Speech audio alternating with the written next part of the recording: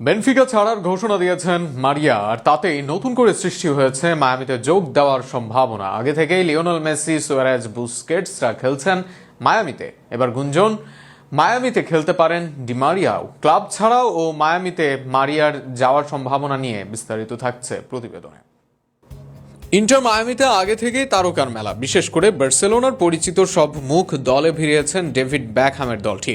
Argentine head কোচের আন্ডারে আছে বেশ কিছু তরুণ আর্জেন্টাইনও। এবার সম্ভাবনা রয়েছে ডিমারিয়াকেও দলে ফেরানো।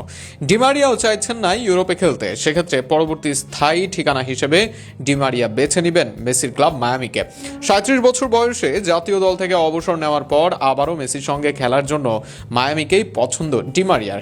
এদিকে ডিমারিয়া মায়ামিতে যোগ দিলে আক্রমণে দেখা যাবে মেসি, মারিয়া ও সুয়ারেজ ত্রয়ী। এর আগে ইউরোপে MSN ত্রয়ী করেছিলেন Messi, Neymar, Suarez.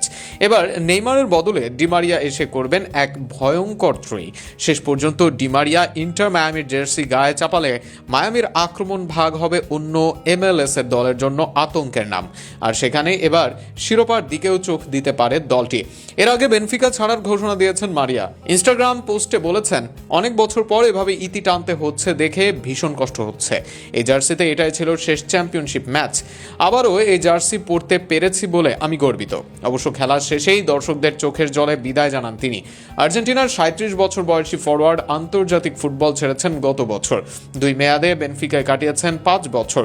Real Madrid, Manchester United ও প্যারিস সেন্ট জার্মাইনে খেলার পর 2023 সালে দ্বিতীয়বার বেনফিকায় যোগ দিয়েছেন। লিগ শেষ হলেও ক্লাবের জার্সিতে আবার মাঠে নামবেন পর্তুগিজ কাপের ফাইনালে। স্পোর্টিং এর বিপক্ষে ম্যাচটা 25 মে। এখন সেই ম্যাচকেই লক্ষ্য বানিয়েছেন তিনি। মারিয়া বলেন, রোববার আরেকটি ফাইনাল আছে। আমরা সব সময়ের মতো একসঙ্গে সেটা জেতার সব আকাঙ্ক্ষা ও আনন্দ নিয়ে সেখানে যাব। তোমাদের সমর্থনের জন্য ধন্যবাদ বেনফিকা ভক্তরা। 2 দফায় মোট 5 বছর বেনফিকায় খেলেছেন ডিমারিয়া। সর্বশেষ 2023 সালে দ্বিতীয় দফায় ক্লাবটিতে যোগ দেন। এর আগে 2007 থেকে 2010 পর্যন্ত এই ক্লাবে খেলেছিলেন তিনি। তবে সব স্মৃতিকে দর্শকদের জন্য রেখেই ক্লাব বিশ্বকাপের আগেই নিজ ক্লাবকে বিদায় জানাতে পারেন তিনি।